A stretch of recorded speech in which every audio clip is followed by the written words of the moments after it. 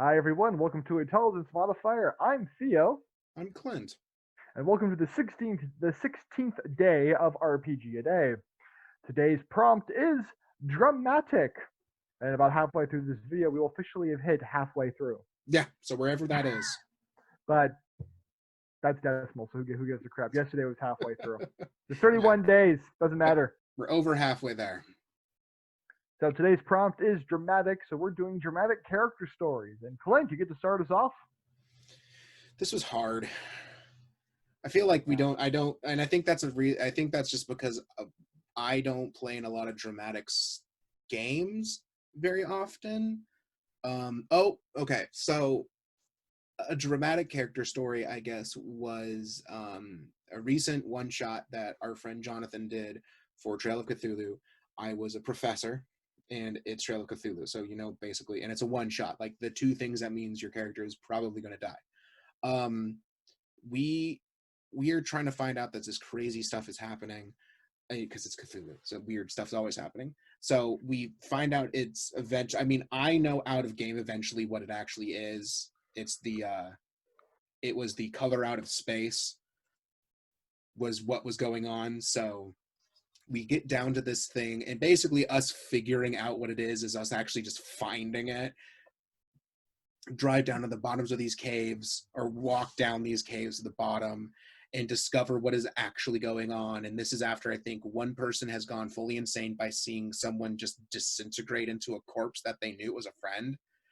And someone else went mad and disintegrated as well. And I think I saw it, went crazy, and I was allowed to make one choice, and it was to turn and run away. And so I turned and ran away. I was the only one that survived.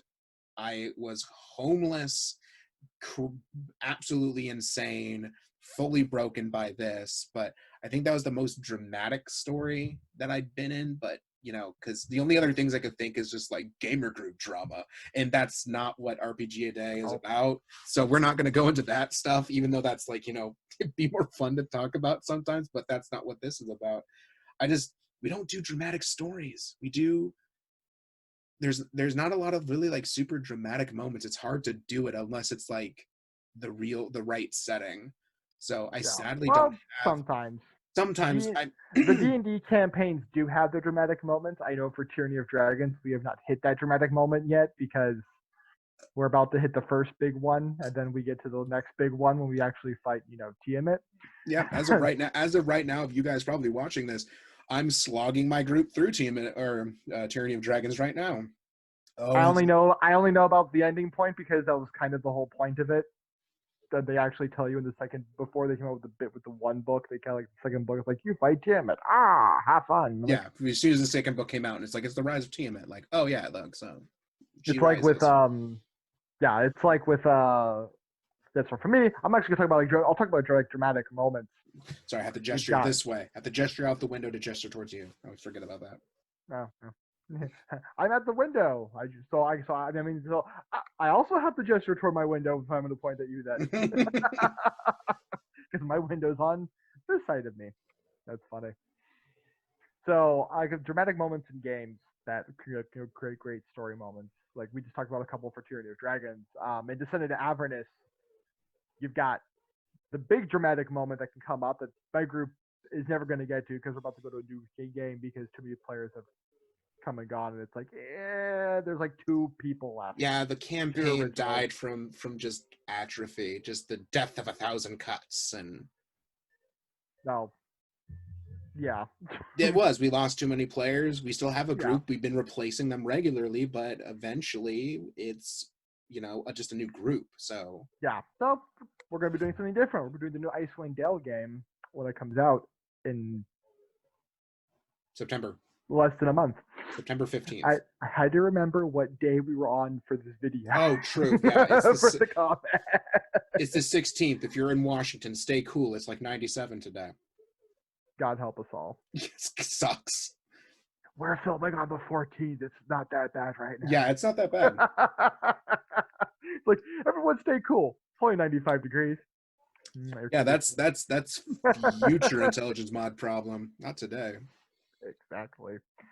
But it's the stories you tell like to new players or stuff like that about like things you've done and moments in games where you had like this big moment that was like, oh my god, just so awesome, like confronting the big final bad guy or having like that huge fight that you didn't think you were going to survive or not through, and pretty fun. Okay. Like I've got one for Death Watch, the old Fantasy Flight 40k RPG. We got to all play Space Marines.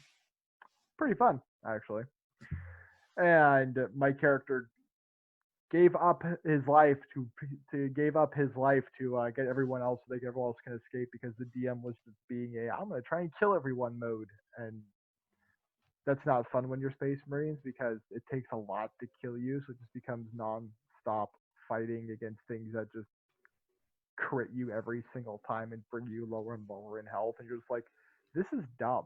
Like we're not having fun anymore. Like it went from we're here to do this and have an issue, and not from the beginning of walking into this thing to the very end just being stabbed by gene stealers over and over and over and over. Because those things can just get through armor like it's nothing. Stupid gene stealers and their claws. But I gave my character held the rear guard, and everyone else was able to escape, and I just let myself die because I was tired of that GM anyway. So if you watched one of our earlier shows about how to do self carry if you wanted to get out of the game, another way is just get yourself killed off in a purely dramatic fashion and then just don't come back, which is what the entire group did after I died. We all just did to come back to that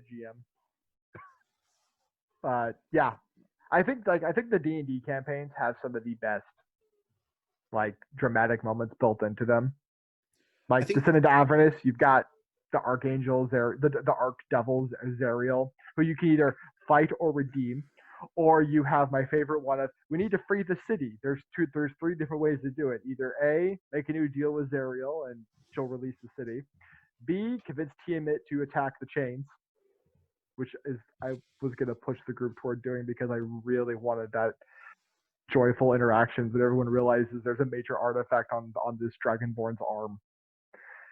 Or D, release a oh no, then there's two more. Make a deal with another Archdevil to do it, because then it makes Zariel lose prestige and she can be replaced. Or convince a demon lord of the abyss to show up and just start wailing on these chains. Because it's Avernus, that's usually a thing. So it gave options, and there was like no like nice way to do it. Like this is terrifying, and I'm kind of excited about this. But those could be like big dramatic moments in game where people are like, "Oh my god, I fought against it. I had to make a deal with Tiamat, the dragon goddess of evil, and fight an archdevil at the same time as she's trying to free a holy city." But yeah, and yeah, that's always in-game level stuff. That seems where all the drama is. If you're trying to do that, it's easier to do it in like D&D if you're all like 11th level and you're doing really cool crap, or you're at the end of a campaign. Tomb of Annihilation had it set up for the jungle ones. Like you're sleeping and a T-Rex shows up in your camp. What level are you? You're level 3. What do? We run. We run very quickly. Or in the case of some groups, we're going to hide under our tiny hut and stab it up with sticks and swords. Look, it's not my fault that the Lehman's tiny hut, you can do that. I didn't design the game.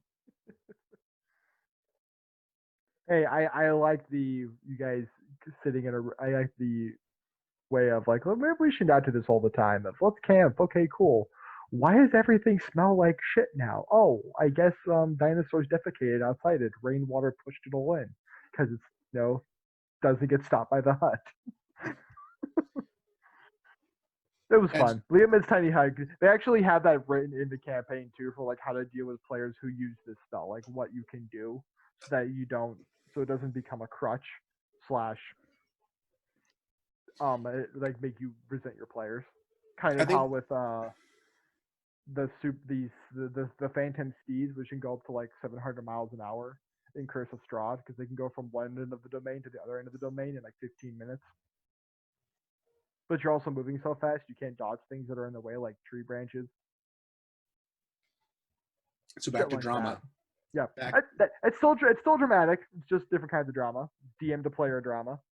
Yeah, I think you have to actually try to make things have dramatic moments. You can't just like they can't just let you can't just let the story do it. The story will do it. if it's a pre-generated campaign or something, but you have to like make your characters have the dramatic moments. Like if everybody's kind of downed and there's like one enemy left, and it's like if you miss this, someone's gonna die, type of things.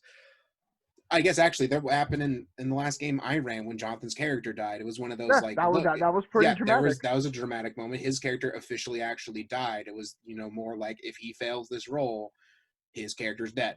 And So we were all like eagerly watching the screen, and it was pretty amazing. The best part was off like in real world, we're texting the one player who's not there, who has the firepower to keep it people alive as well. Like, hey, if you don't get on in like 5 minutes, Jonathan's gonna die. And then then she logged in like 7 minutes later, and Jonathan was dead. yeah, finding out that the sorceress actually has like a large amount of firepower and actually is very much helpful for you guys. But And Alice remembering that she has that much firepower. yeah, she's using it a lot more often now. She But I is. think She. death and almost death is Yep. very much easily dramatic. Yeah, And we had both those in one event in one thing. But I think that's That's pretty much it for drama. Like it's like a little bit of stories and stuff. But it's like yeah, some games have it easily. Like Cthulhu is like just nothing but drama. Like if you're playing a gothic horror game, it's drama is kind of an integral part of it's it. the setting. Yeah, settings create the fun parts that are like these moments. But on that note, do all the normal YouTube stuff and don't forget to ring the bell. I say this because Clint likes using the noise effect. That's fun. You all think it's funny. It's awesome. That's like ding. Other than that, we'll see you all tomorrow on the 17th on Monday. Hopefully it'll be a little bit cooler. It should be, only in the 80s or something. So it'll be cooler than today. Than today? Yeah. Than It'll today. be cooler than today. All right. See you all tomorrow. See you all tomorrow.